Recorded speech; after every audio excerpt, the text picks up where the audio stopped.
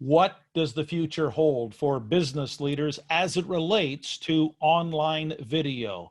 How much will digital fluency affect the future of any enterprise? For the answers, we're going all the way to rural Louisiana and speak with the CEO of Red Stick Armature Works. Now, Red Stick Armature is a company located north of Baton Rouge, and since 1959, their primary business has been repairing these giant electromagnetic motors that are often used in petrochemical plants. Some of these things weigh more than 60 tons.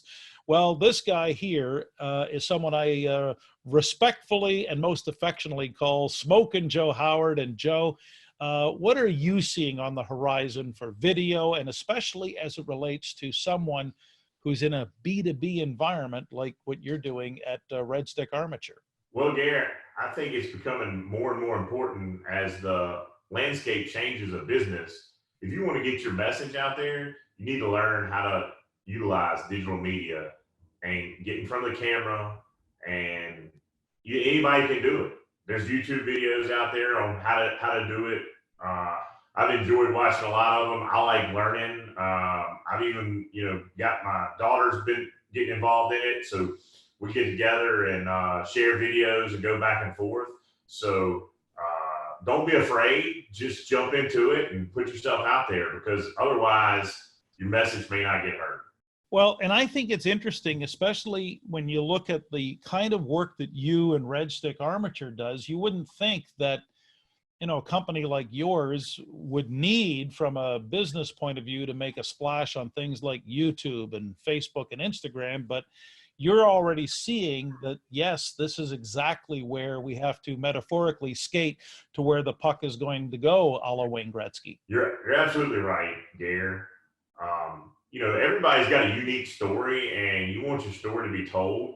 And Facebook and Instagram and YouTube, they're all great places to get your story out there so people know who you are and how you can help them solve their problems.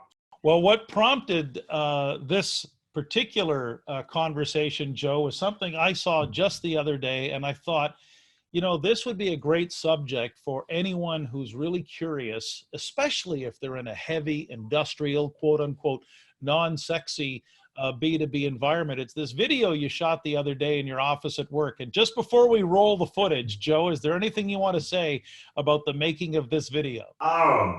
It was a lot of fun. I enjoyed it, and I'm glad that I got the motivation and finally got after it during this global pandemic to get my story out there. Well, like I said, this is a story that Joe put together in his office, and what's important for you to watch for is how he did all the video himself. He got a little bit of help with the editing, but watch and let's roll the tape and see what happens.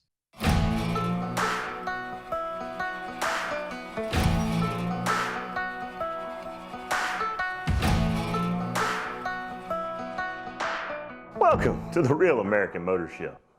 You're here with Smokin Joe Howard, and I'd like to pick up on a story about E.C. Howard, my grandfather.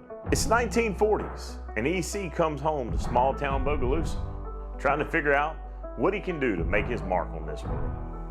And this is where he decides to go to electrical trade school. The only offering for these classes were 8 hours a day, 5 days a week. So E.C. Howard had to get a night job to work his way through school and support himself.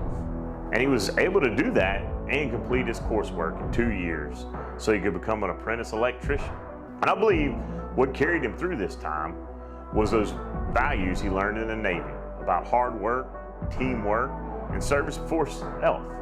After working a little while and honing in on his trade, E.C. heard that in the big city of Baton Rouge, they were paying 40 cents an hour. So he decided to pack up and move to Baton Rouge. He always told me this is when he learned he didn't want to work for anybody else. He wanted to open his own business. I'm going to tell you what, I think it was that grit it done mentality that my grandfather had that got him ready to start a business. And through this crisis, I've seen many of our great employees exemplify that grit it done attitude. And it sure makes me proud to be part of an organization that has great people that I can see my grandfather living on and be part of this legacy. changing their schedules at a moment's notice to work shift work so we could have smaller crews and keep everybody safe, to setting up a home office and getting the phones working so we can answer the phone and talk to our customers and serve the critical industries that keep America going. It sure does make me proud to be part of that legacy. And I ask you to comment below on how you've gritted done through this crisis.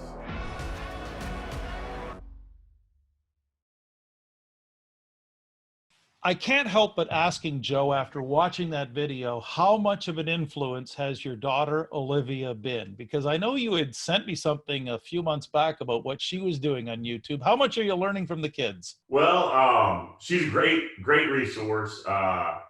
She has helped me tremendously. She put her own YouTube channel together and has learned a little bit of video editing. And we go back and forth, trading videos to watch so we can learn things together. And it's really been fun. It's good practice and a good time to spend with my daughter. Joe, is for anyone watching, any business leader who's been thinking about video but holding back for whatever reason, what advice or insight could you share? Because I know you're a family business, but you're very much focused on living this out and playing this out for the future. Well, there's no doubt that it's going to become harder and harder to see people in person, and you better get into video. I can tell you it's not that hard. Even an old country boy from St. Francisville, Louisiana can learn how to do video. So if I can do it, then you can. Well said, Joe Howard. Take the leap. And as I think this through, what we've just heard all the way from the great state of Louisiana, it's a real, you got to learn, you got to take the leap and have faith that this can actually make a difference for your business and brand going forward. But more than that, it's about consistent implementation and repeating the process over and over and over again. And on that note, we so thank Smokin Joe Howard from Red Stick Armature Works for joining us here on Leaders and Legends, where you will never know who you're going to meet or what you'll discover.